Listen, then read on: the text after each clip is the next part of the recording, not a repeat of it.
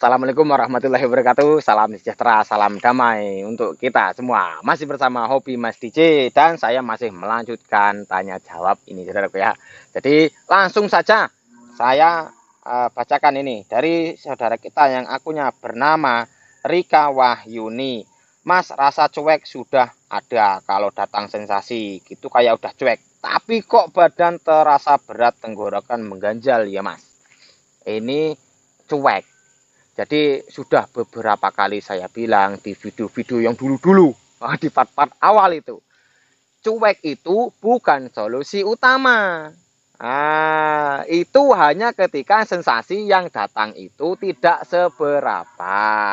Jadi ketika misal ada rasa kembung atau rasa nafas pendek atau nafas tidak plong. Ketika rasa yang kita rasakan itu eh, tidak seberapa, itu bisa kita cuekkan karena itu juga kan sifatnya hilang timbul. Dan rasa cuek ini berlaku untuk yang sudah mulai membaik, yang sudah tidak selalu di tempat tidur terus, sudah bisa bangun, sudah bisa jalan-jalan.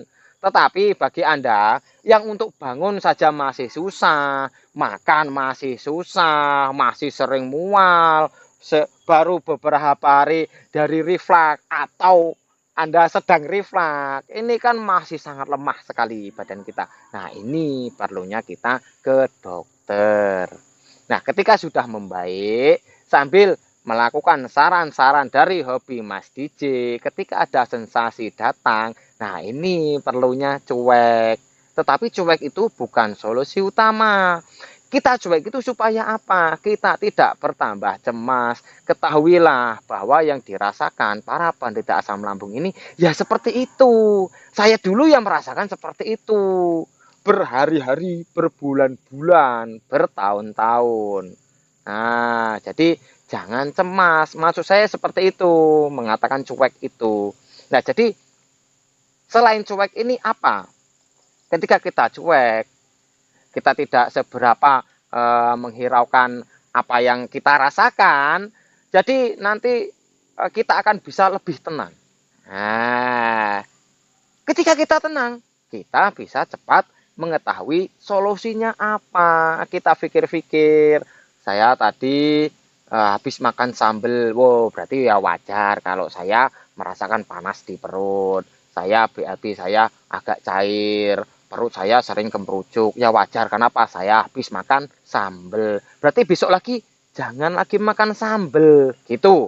Itu kalau kita sudah paham. Jadi tidak usah takut, tidak usah cemas ketika sensasi datang, jangan cemas. Kita cuekan. Tetapi kan itu tadi, cuek bukan solusi utama. Kita harus berpikir tenang supaya kita mengetahui cara-cara supaya apa yang kita rasakan ini lekas hilang atau lekas mereda.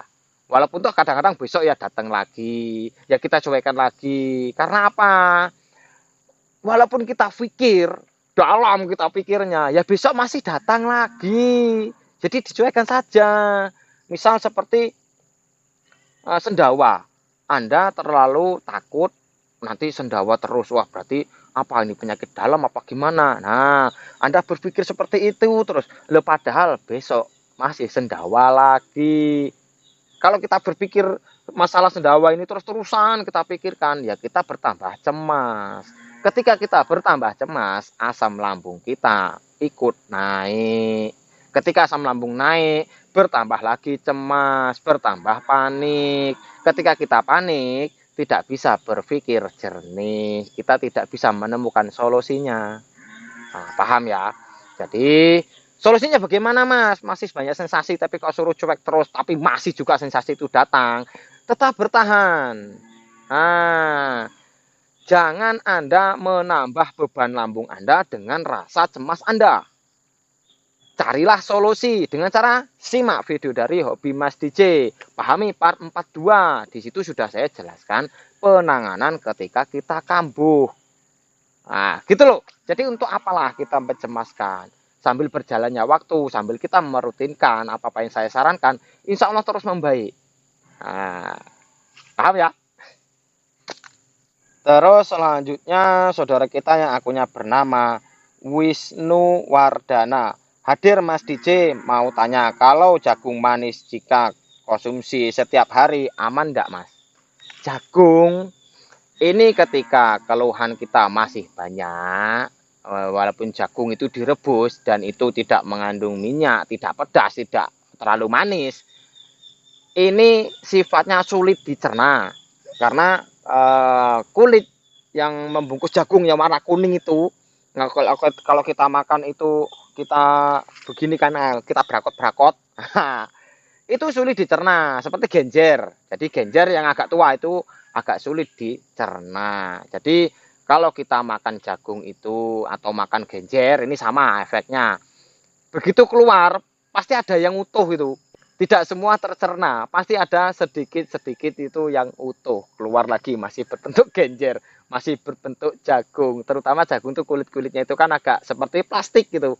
Nah, itu ketika keluhan kita masih banyak, mending jangan dulu, kita hindari dulu. Pilih rebusan yang lain, banyak kok. Jadi silahkan Anda cari di pasar, apa Anda bertanya-tanya kepada orang-orang terdekat Anda, apa umbi-umbian, apa-apa yang kira-kira bisa direbus, bisa dimakan, bisa enak tuh apa sih? Tanya.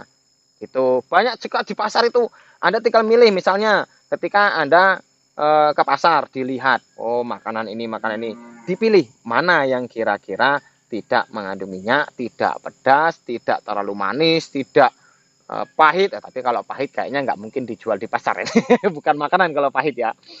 Nah itu bisa Anda pilih, bisa Anda makan, agar-agar bisa. Oh, pokoknya banyak sekali kok yang makanan yang dijual atau kita bisa membuat sendiri atau kita bisa merebus sendiri selain jagung. Nah, tetapi ketika kondisi Anda sudah membaik dan ingin sesekali mungkin di keluarga Anda pada makan jagung rebus semua, Anda tidak makan sendiri, mungkin Anda nanti pengen makan jagung ya, makanlah satu nggak apa-apa. Tapi ketika lambung Anda sudah membaik dan lebih baik jagung satu itu kita potong, kita makan separuh saja dulu. Jangan dipikirkan kalau habis makan sesuatu yang saya bilang ini tadi, jangan dipikirkan, biarkan saja.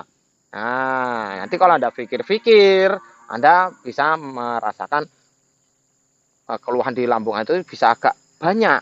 Karena apa? Kita sudah cemas duluan dengan makanan. Gitu.